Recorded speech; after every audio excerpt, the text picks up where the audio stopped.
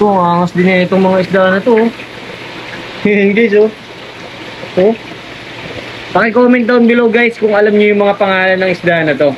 Kasi first time ko lang to nakita. Ito yung klase na to. Ngayon lang natin nakita to dito guys. Tsaka ito. Ay, grabe. Yung klase ng isda kaya to. Ito guys, oh.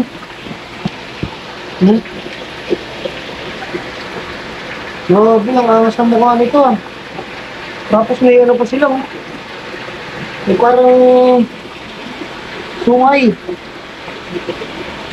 Oh. Grabe. Nakakatakot yung mukha. Ito po, oh. Yan, oh. Mas malaking version. Check natin, guys.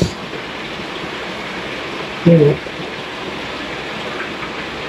Even when you feel low, you can still go. Even when you feel slow, you can still go. Even when there's no hope, you can still go. I never answer to no, man, I still go. Go, go, go, go, go.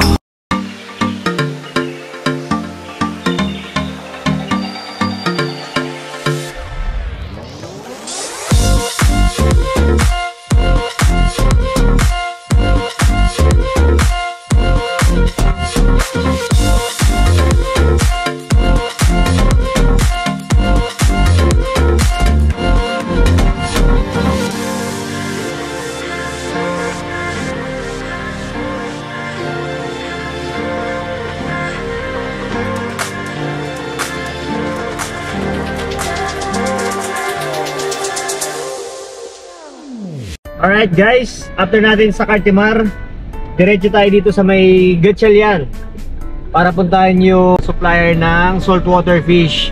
Dahil marami sa ating mga subscriber ang nagpapa-update ng mga saltwater. So guys, magandang araw ulit sa inyo. At yun, nandito ngayon tayo sa Samrose Aquamarine Trading. Ayan, oh. Sa mga nagtatanong, dito yan sa number 2 Banabay Street, Gatchalian Subdivision, Phase 7, Barangay Manuyo 2, Las Piñas City. Alright? Tapos ito yung kanilang email address. Ayan. So, dito nyo matatagpuan yung iba't ibang klase ng mga isda na nagagandahan pang saltwater fish setup, no? So, ito lang yung landmark dyan. Makikita nyo yung pinaka-covered court na yon. So, malapit na kayo. Kasi dalawa yung entrance dito. May daan kasi papunta dito pag galing kayo ng Manila. Sa main gate ng Gatchalian. So, dito tayo galing.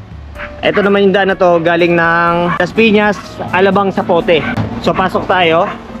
Ayan, may ginagawa pa sila tatay. Tatay Iging nga pala.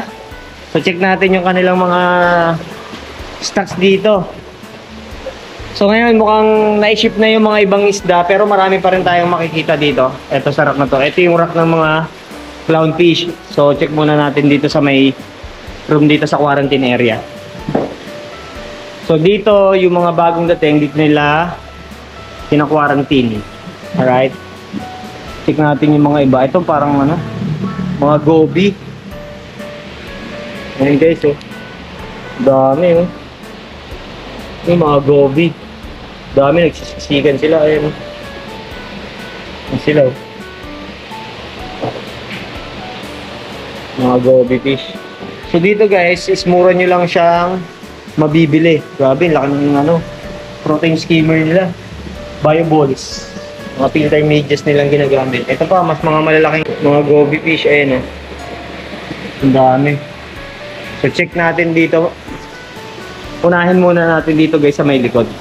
So ngayong area na to, ito naman yung unahin natin. Check natin dito. Dahil meron sila ditong mga ano, gaganda ng mga isda talaga dito guys. Ayan, oh. Oh. Mga emperor fish. Ayan, grabe. Grabe. So yung price daw dito, nag-range pinakamura 50 pesos hanggang 1,000 pataas. Depende sa klase, sa size. At yung shop na to, sila rin yung mga nag-export, no, sa ibang bansa.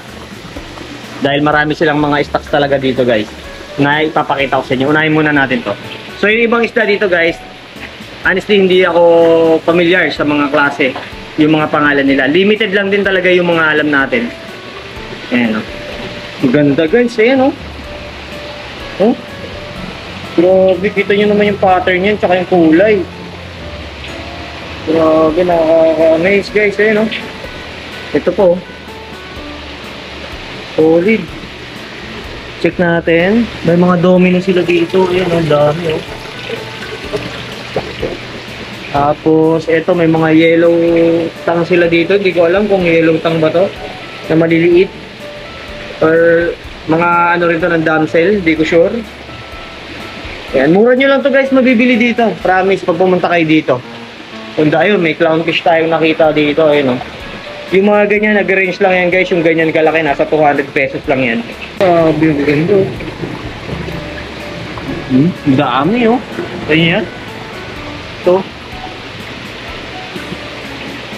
Saka yung mga saltwater fish nila dito guys. Mga ano, mga quality din. Ayan, oh. Tapos ito guys, ang dami, oh. Domino.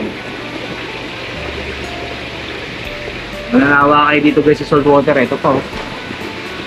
Ayan, oh.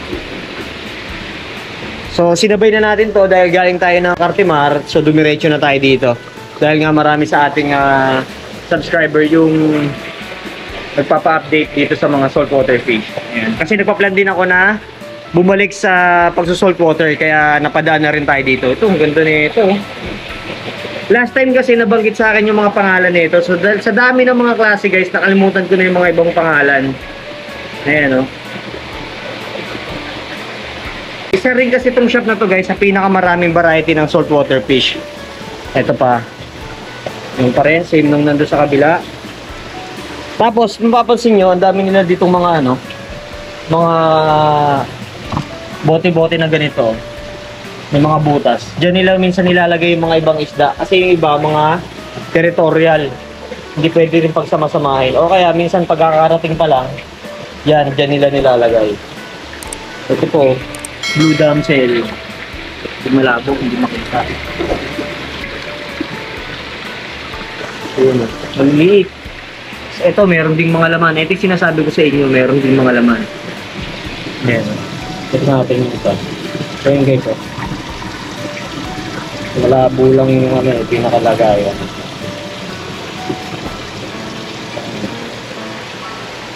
Tapos, check natin dito kung ano yung mga kakaibang isda na makikita natin. So, ang angas din na itong mga isda na to. Ayan guys, oh. Ito. Paki-comment down below guys kung alam niyo yung mga pangalan ng isda na to. Kasi first time ko lang to nakita. Ito yung klase na to. Ngayon lang natin nakita to dito guys. Tsaka ito. Ay, grabe. Yung klase na isda kaya to. Ito guys, oh.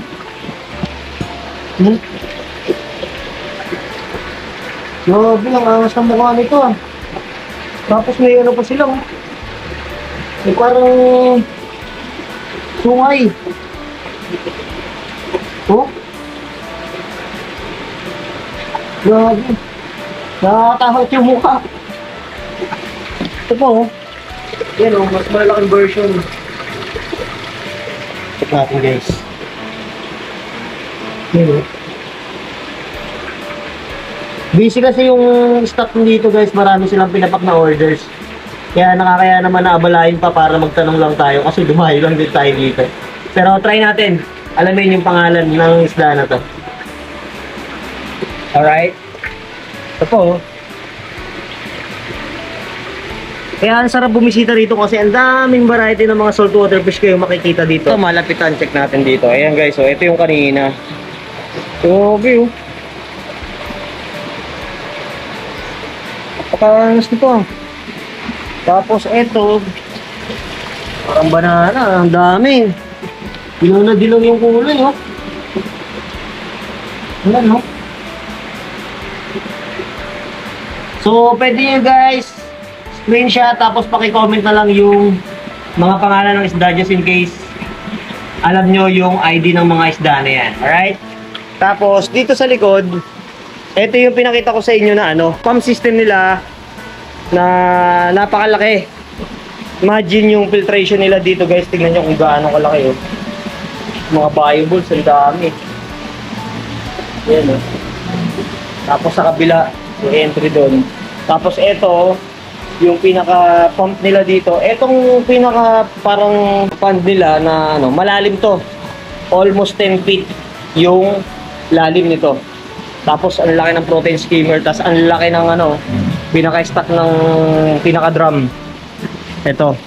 Dito, ito may skimmer pa. So naka-centralize din yung system nila dito mula dun sa piping, sa aeration at sa mga filter nila. Tapos ito yung sinasabi ko sa inyo, mga naka-garapon na may butas. Ayan, oh.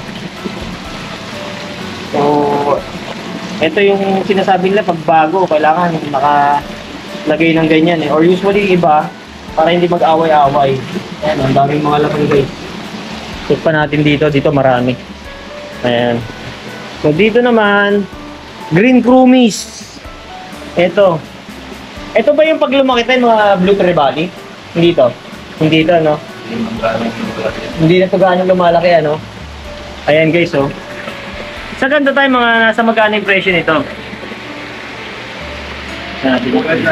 Ha? Magkano? 10 piso lang guys, ayan, oh. Makikita nyo guys, 10 piso lang. Ayan. Tapos, ito, mga damsel to tayo, no? Blue damsel. Magkano naman yung mga blue damsel? 10 piso lang. Ayan, lahat ng mga damsel guys, 10 pesos nyo lang ito mabibili. Ayan, no? Ito pa. Sa ating ilaw, para mas makita natin. Ayan, no? So, ganda rin, no? Disclaimer lang sa mga gusto at nagpaplano mag-alaga ng saltwater, mas maganda marami kayong gawin na research, no? Pag-aralan nyo muna, lalo na yung tubig. At hindi yan basta-basta rin yan na pag bumili kayo, ano yan, lagay na lang ng isda kasi marami talaga, kailangan makuha nyo yung salinity tayo, di ba? Tamang salinity. Yun yung pinaka-importante doon para tumagal yung buhay ng mga saltwater fish na bibilhin nyo. At yung mga filtration, kailangan yan guys. Kaya bago kayo pumasok sa saltwater fish keeping, budget at saka yung knowledge, napaka-importante yan. Alright? So ayun nga guys, bago tayo magtapos, big shoutout muna sa ating mga supporters at sa mga followers. So, shoutout kay Mark Ray Nand Santos at ganun din kay Kuya Jordan Balyaran, sa lahat ng mga AKP admin natin, mga kuya natin yan. At sa bunsong kapatid niya, kay Andre Nicolas Balyaran. Ayan. So lagi daw nakatutok sa atin si Andre. So shoutout sa iyo at ingat ka palagi. At ganoon din sa lahat ng mga patuloy na nakasuporta, sa lahat ng admin na nag-accept ng ating mga vlogs. At ganoon din sa Aquaspeed Philippines, Sirena Aquatics. Maraming salamat po sa patuloy niyong pagsuporta. So ayun nga guys, abangan nyo yung susunod nating video. At yun nga, kung bago ka pa lang sa channel ko at mahilig ka sa fish keeping content, sa lahat ng pets na pwede nating alagaan, please like, share, subscribe at click mo na rin yung notification bell para maging updated ka sa mga bago nating uploads. Abangan nyo yung kasunod ng video na to at meron pang part 2, so check nyo yan guys. At meron pa tayong mga follow-up video na i-uploads. Maraming salamat sa inyo. God bless. So dito naman tayo sa kabilang side. Ito, magaganda rin to. Ito naman, mga yellow tang talaga to. Ito tayo, no? Yellow tang, mga nasa magkano yan tayo? Ayan, ang ganda, oh. Yan ang Pig Hawaiian. Ha? Pig Hawaiian. Pig Hawaiian. Oo, Nasa magkano po yan? ito, 1-2. 1-2. So medyo may pagka-price ito kasi alam ko import din to tayo, bihira din, ano? Ito ba yellow tang? Yan, yellow tang. Okay, yung nakita natin nga doon kanina guys. Ito 250 lang yan. 250 lang. Tapos ito, Hawaiian din yan parehas. Hawaiian din, iba lang yung kulay. Ganda.